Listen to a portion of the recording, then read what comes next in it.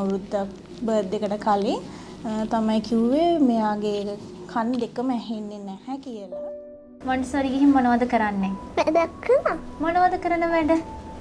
කියමු බලන්න. පාට කරනවා. පාට කරනවා. තව? එච්චරයි. සාමාන්‍ය ළමෙක් විදිහටම එයා හොඳට කතා බහ කරනවා, සින්දු කියනවා. එයාට මොන හරි අපහසුතාවයක් තිබුණොත් එයා කියනවා.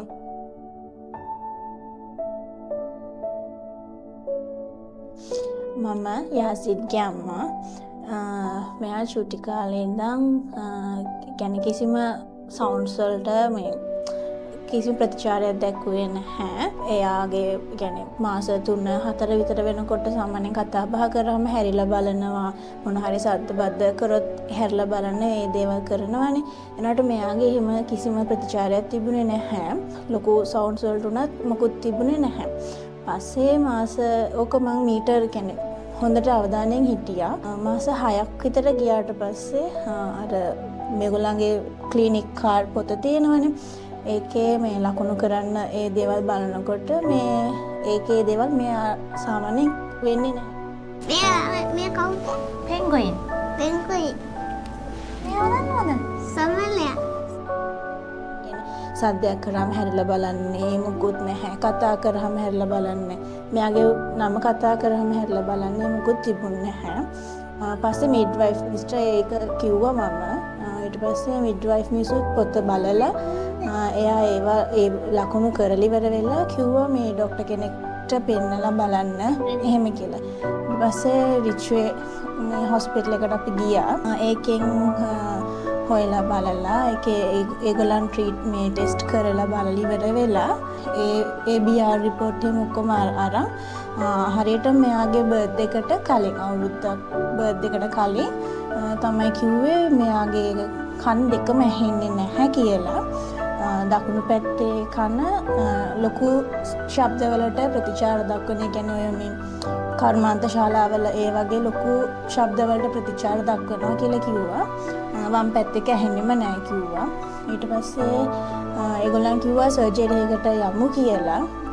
සර්ජරි කරොත් ඒගොල්ලන් කතා කරන මේ කාලෙත් එක්ක එයා සාමාන්‍ය ළමෙක් විදියට සාමාන්‍ය ක්‍රියාකාරකම් කරලා ඉඳී කියලා සර්ජරි එකට කරන්න කියලා කිව්වා.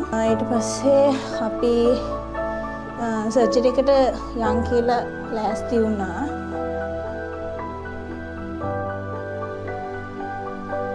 බබා ඇත්තටම මැෂින් එක ඉම්ප්ලාන්ට් එක දාන්න කලින් එයා ගොඩක් බයයි සමාජයට මුහුණ දෙන්න. ඔය සෙනග ගැවසෙන තැන් වලට එහෙම ගියාම අඬනවා. එයාට ඒව ඇහෙන්නේ නැහනේ. අර මිනිස්සුගේ මුහුණ විතරයි පේන්නේ. කතා බහ කරන ඒවා එයාට ඇහෙන්නේ කරන්නේ මොකුත් නැති හින්දා එයා හරියට ඒක අපහසුතාවයේ හිටියේ. එයාට අවුරුදු 2ේදී තමයි හරියටම මෙයාගේ අවුරුදු 2 බර්ත්ඩේ එකට දවස් 2-3කට කලින් තමයි මැෂින් එක අපි මේ ඔපරේෂන් එක කරේ. ඔපරේෂන් එක කරලා මාසෙකින් තමයි මේ ස්විච් ඔන් කරේ. එහෙම කරලා ඉවර වෙලා එයා තෙරපි ගිහිල්ලා මේ ටීචර්ස්ලා එයාගේ මේ ඒ දේවල් ඔක්කොම වුණාට පස්සේ බබා දැන් ඇත්තටම කලින් හිටියට වැඩි දැන් ඇත්තටම හොඳ තත්ත්වයක ඉන්නවා. සාමාන්‍ය ළමෙක් විදිහටම එයා හොඳට කතා බහ කරනවා, සින්දු කියනවා. එයාට මොන හරි අපහසුතාවයක් තිබුණොත් එයා කියනවා. ඉස්සර ලෙඩක් වුණාම එයාට කියන්න තේරෙන්නේ නැහැනේ.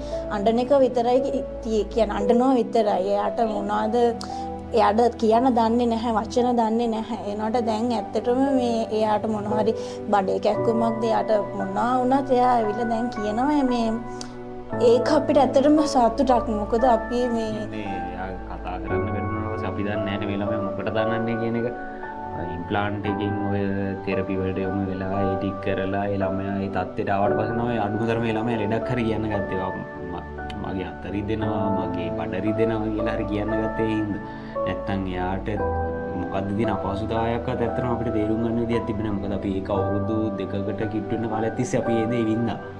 ඒ හින්දා එයා මේ දැන් කොහේ හරි ගියාම උනත් දැන් අපි ඒ මැෂින් එක දාන්න කලින් එයාව අපේ ඇස් ඉස්සරහම තමයි තියාගන්නේ. ඒ හින්දා අපි ඒ දවස්වල හරියට මේ මාර ඕ අපහසු විදියට රත්තුනා මේ ඒ ප්‍රශ්න හින්දා. හැබැයි දැන් එයා ඕනම තැනක ඉඳලා මේ කතා කරාම එනවා ඒ දේවල් කරනවා.